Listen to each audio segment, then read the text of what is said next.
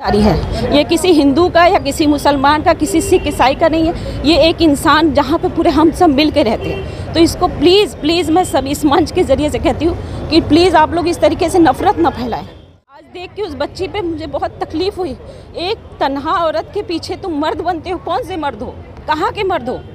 मर्दानगी है तो बाहर आओ, मुकाबला करो अपने मुकाबिल के लोगों से। मेरा नाम महमूदा है और प्रोटेस्ट नहीं किया है, हमने सॉलिडिटी दिखाई है मुस्कान के लिए और उन तमाम कर्नाटका की लड़कियों के लिए जो अपने कॉन्स्टिट्यूशनल राइट्स के लिए लड़ रही हैं, पढ़ने के लिए लड़ रही हैं। हमारा कोई हिजाब का मुद्दा नहीं है, ये पॉलिटिकल मुद्दा है।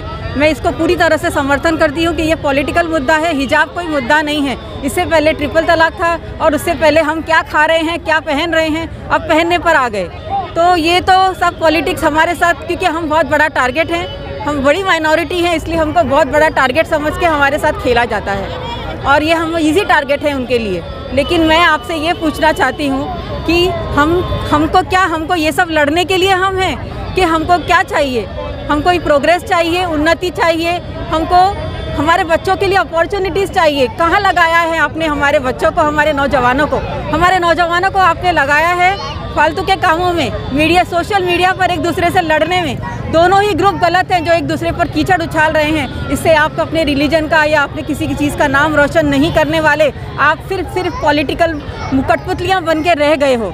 तो इन सब चीज़ों से बाहर निकलो और सवाल करो कि हमारे जॉब कहाँ हैं, हमारी अपॉर्चुनिटीज़ कहाँ हैं और हमारे लिए जो प्रोग्रेस, जो उन्नति हमको करना चाहिए था, जो वक्त हमको हमारे करियर के लिए, और गवर्नमेंट का ये काम था कि हमारे लिए प्लान्स बनाए, हमारे लिए प्रोग्रेस के लिए कुछ लेकर आएँ, कुछ अच्छी चीज़ें लेकर आएँ, बजट लाएँ। लेकिन ऐसा तो कुछ हुआ नहीं और बल्कि हमको आपस में लड़ाकर ये सारे पॉलिटिक्स हमारे साथ खेली जाती है और ये पूरे हमेशा होता रहा है। कर्नाटक में हिजाब को लेकर हुए विवाद के चलते आज मीरा रोड में हिजाब के समर्थन में प्रोटेस्ट किया गया। हमारे साथ में कुछ मुस्लिम महिला मौजूद है, उनसे जानते हैं किस तरह की मांग कर रहे हैं। क्या कहेंगे आप, किस तरह का मांग कर रहे हैं? यहाँ पर काफ़ी लोग प्रोटेस्ट कर रहे हैं। देखिए, ये प्रोटेस्ट नहीं था, ये सॉलिडिटी था। हमने कर्नाटका की लड़कियों को अपनी सॉलिडिटी दिखाई, क्योंकि हम भी हिजाबी हैं और लड़की हिजाब पहनती है या नहीं पहनती है वो उसकी अपनी मर्ज़ी है और उसके पास अपना खुद का कॉन्स्टिट्यूशनल राइट है। और इवन इस्लाम में भी कोई ज़बरदस्ती नहीं है। कुछ औरतें हिजाब पहनती भी हैं और कुछ नहीं भी पहनती है, जो आप खुद भी देख सकते हैं नयानगर में। ये पूरा मुस्लिम इलाका है, तो इसमें तो कोई ये दो राय ही नहीं है कि हिजाब मतलब ये। अब ये हिजाब को लेकर नए नए वाद विवाद सामने आ रहे, कोई धर्म से जोड़ा जा रहा है, किस तरह से देखते हैं आप इसको? देखिए, हिजाब को धर्म से जोड़ा जा रहा है, ये सब पॉलिटिकल, मैं इसको पॉलिटिकल स्टंट समझती हूँ। क्योंकि हिजाब तो औरतें आज नहीं पहन रही हैं, ये तो बहुत ज़माने से हम पहनते आ रहे हैं। मैं खुद अपने छोटेपन में या अपने मतलब यंग एज में मैंने हिजाब नहीं पहना। मैंने हिजाब पहनना शुरू किया अपनी शादी के बाद, और जो मैं शादी के पहले इतनी कॉन्फिडेंट नहीं थी, मैं आज जो मुझे आप कैमरा के सामने देख रहे हो, ये मैं बनी हूँ हिजाब पहनने के बाद। तो hijab gives you confidence, hijab gives you all that you want, security. हमको सिक्योरिटी फील होती है, we feel confident, that's it. और ये अपनी मर्जी है, कोई बिना हिजाब के कॉन्फिडेंट है, कोई हिजाब के साथ कॉन्फिडेंट है। तो why you all have objections? पूरे देश भर में आवाज़ उठ रही है, हिजाब के समर्थन में लोग रैली निकाल रहे हैं, समर्थन में मीटिंगें कर रहे हैं। क्या कहेंगे उस पर आप? जी, हम कुछ क्या बोलेंगे, अभी हम जितना के साथ में हैं, हम कुछ बोलना तो बहुत कुछ है पर बोल नहीं सकते हम। क्या कहेंगे आप? अस्सलाम वालेकुम रहमतुल्लाहि बरकातहू। बहुत अच्छा लगा कि आपने एक मंच दिया हमें बोलने का। ये हमारा क्या है, हम ना यहाँ हिंदू करने आए हैं ना मुसलमान। हमारा क्या है, हम एक धर्मनिरपेक्ष देश में रहते हैं। हमारा संविधान क्या कहता है कि हमको हर, चाहे मुसलमान हो, सिख हो, किसी भी मज़हब को मानने वाला हो, लेकिन उसका हक है उसके पहनावे, खाने पीने, उड़ने बैठने में। आपको उसमें कोई किसी तरह की दखल अंदाजी नहीं करनी। मैं खुद भी पोस्ट ग्रेजुएट हूँ, फिर उसके बाद मैंने इल्मी इदारे में जो है आलिमियत का कोर्स किया है। तो चाहे हम पहले, मैं बग़ैर हिजाब के रहती थी, यूनिवर्सिटी में पढ़ा, तो उस समय भी मतलब फ्रीडम थी हमारे यहाँ किसी तरह का हमारे ऊपर प्रेशर नहीं डाला जाता था ना। जैसे लोग कहते हैं कि मुसलमान घराने में पैदा होना यानी आपके ऊपर प्रेशर डाला जाता है कि नहीं आपको हिजाब करना है, आपको हर तरीके से कवर होना है। ऐसा कुछ भी नहीं है। हम बहुत ही अपने को कॉन्फिडेंस फील करते हैं और बहुत ही अपने आप के प्राउड फील करते हैं क्योंकि हमारा पूरा वजूद ढका और हम किस फील्ड में नहीं हैं। कैसे हमें लोग कह देते हैं कि मुसलमान बैकवर्ड है, कहाँ से बैकवर्ड है? हम पहन के भी चाहे दीन हो चाहे दुनिया हर जगह है, तो कैसे कोई कह सकता है कि आप पीछे हो?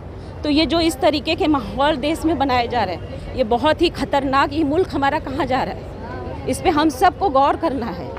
इस पे हर एक इंसान को गौर व फिक्र के साथ सोचना है कि हम किस मुल्क में रहते हैं, किस कंट्री में रहते हैं। हमारे जो बड़े बुजुर्ग जो थे, जो दुनिया यहाँ से जा चुके हैं, उन्होंने हमें क्या देकर गए और हम किस तरफ मुल्क को।